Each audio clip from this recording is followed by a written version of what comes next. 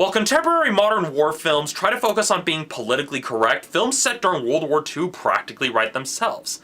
I mean, the honest truth is that if you have bad things happen to Nazis in an American-made film, you're not going to have an angry mob charging the studio with torches and pitchforks.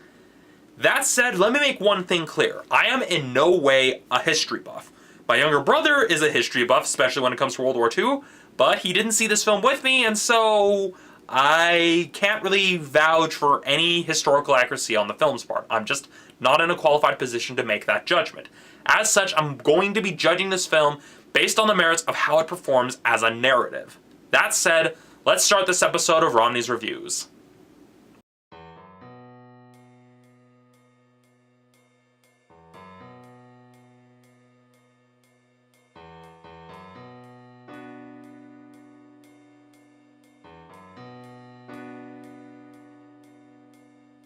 The first thing that I have to say about the film is that the style and the tone were a tad confusing.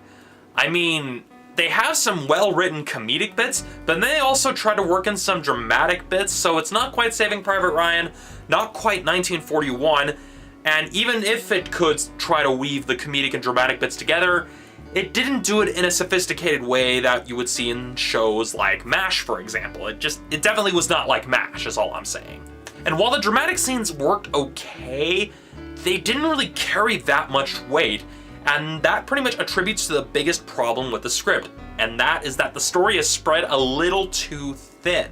For example, the main characters that comprise the Monuments Men platoon are literally frequently split up and divided all across Europe throughout most of the film, and as such you never really get to see much development with them as a team, or even development of them as individual characters, save for maybe a few people.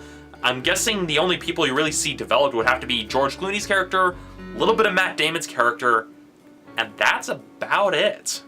On that same note, while there were the connecting threads of the Ghent altarpiece and Michelangelo's Madonna with Child, they didn't really bring the story together until the very end, and I don't mean that in a good way.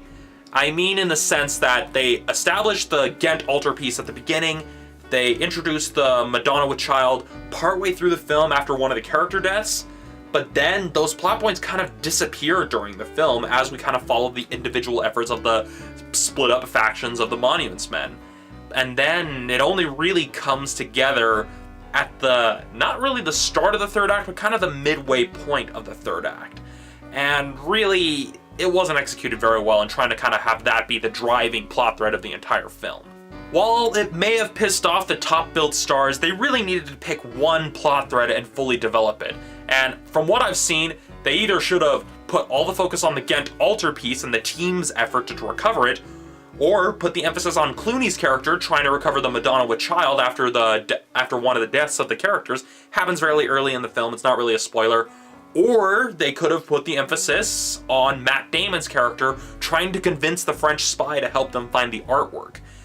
If they developed one of those things, it would have made for a much better feature film. But if they wanted to cover everything, then the source material probably would have worked better as a TV miniseries like Band of Brothers, instead of trying to compact it down to a 2.5 hour feature film. Overall, while it is an interesting aspect of World War II history I didn't know about, the film itself is kind of mediocre.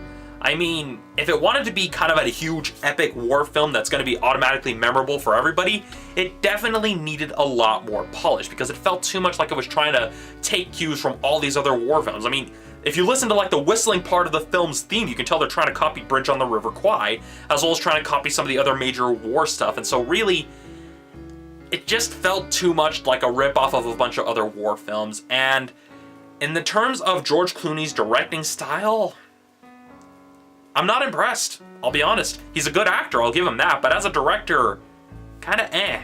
So while it's not the worst film you could see in theaters, you're probably better off saving your money and waiting for kind of the more highly anticipated releases later this year.